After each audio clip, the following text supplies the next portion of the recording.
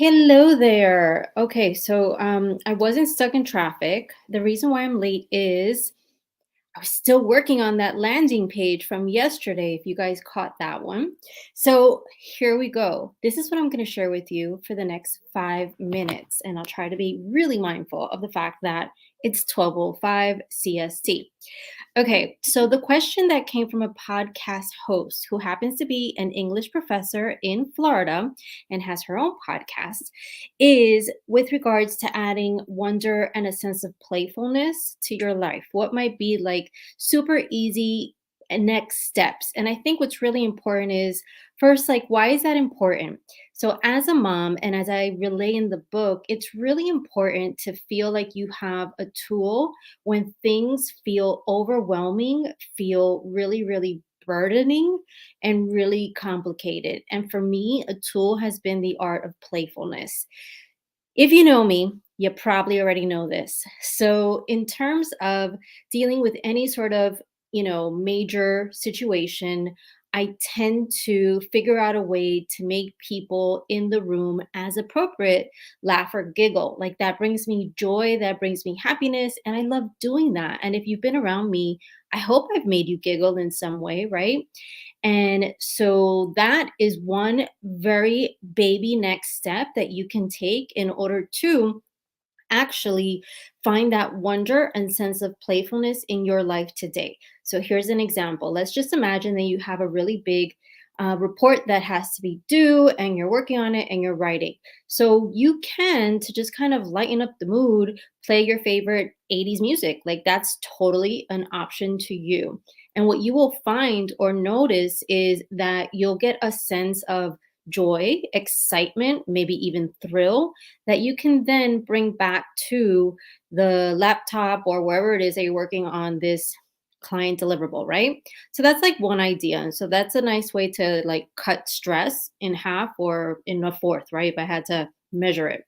Something else that I think is really important, and it's in my book, Fertile Imagination, it was when I interviewed a Sesame Street Muppeteer or puppeteer. I made up that word. See, that's a playful thing to do. Just make up words. And when I interviewed Chris, he actually shared with me that what he does is he tries to get into the zone. And so what that means is he really tries to lose himself while he's playing, and that's his core skill and competency, being playful, also relating to kids. So of course, Sesame Street has a very young audience. And so he has to get back in that frame of mind. And he was saying, and I have it in the book, that when he looks at professional athletes on the field, that's what he notices. It's almost as if they're playing and they're really enjoying themselves because they figured out how to like let go, right? Let go, but be very present and very focused. And so that is going to be beneficial for sure in any sort of field or life realm. I'll give you an example. Let's just imagine that later on today you have a talk to give, right? So you have to stand up on stage, or maybe it's a Zoom thing, and you have to deliver some sort of point of view or client recommendation.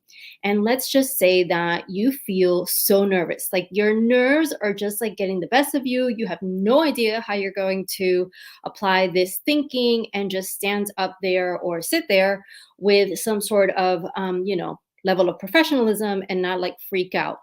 So, the way that you would bring this art of playfulness to life is you might even just look into the audience and start commenting positive, uplifting, playful things that can also let the audience know and feel like they're actually being seen. I'll give you an example. Let's just say you go into a room and you see someone's shoes and you're just like, wow, those are really dope shoes. Why not begin the conversation before you even get on stage by just like saying, those are really cute shoes? Notice how I use the word cute. I know it's not like this thing that you would use in like a corporate setting, but the truth is it resonates and it's something that's going to make the person that's sitting down listening to you listen a little bit more closely because there's going to be that rapport that you would have built. Okay, all of this is in Fertile Imagination. Very specifically, there's 25 different podcast guests that I interviewed that have a point of view or a way that they have awoken their imagination, played with their imagination and then stretched their imagination. And the way that I wanted to really share this wisdom of all these podcast guests alongside my own entrepreneurial adventures, alongside my own motherhood adventures, was in a way that would look at you like a working mom who has absolutely extraordinary skills that if you saw them or witnessed them in your kid, you'd be like cheering them on till no avail. You would lose your voice, okay, cheering them on. So, as you consider the way that you're walking through the day, just try to almost like distance yourself from yourself and look at yourself through the eyes that you look at your child. Would you be proud of yourself for your performance on that stage or in that Zoom meeting? Would you feel like there's a way to add laughter and a sense of humor in the workday or at home? I bet you the answer is yes. If we start to have that sense of self compassion and playfulness and presence, and let ourselves feel like we're in the zone, because you can truly perform the role that you perform, whether it's a mom, whether it's a people leader, P&L owner, et cetera, in a way that has a bit more levity, because that's going to then translate into an openness in you, right? People are going to be a little more willing to like have a conversation with you, right? If you're going to be a little bit more flexible with the way that you approach any scenario and the way that you approach the tougher scenarios. I think it gives you a lot more bandwidth when you approach anything that's tough with a sense of humor. Of course, in a rightfully respectful way. So, if you liked what I had to say, I would love to encourage you to go to fertileideas.com. Here's why. You're going to grab a copy of one of my favorite chapters, which was the one where I actually interviewed that Muppet puppeteer, Chris Thomas Hayes.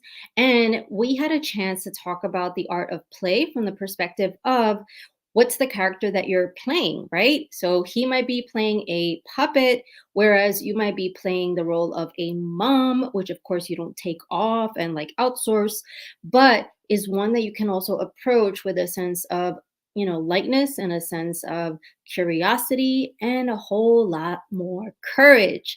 So have a wonderful rest of your day. And then tomorrow I'm going to be back here. So it's going to be the same seat. It's going to be the same cafe. It's going to be the same screen, and it's going to be the same me.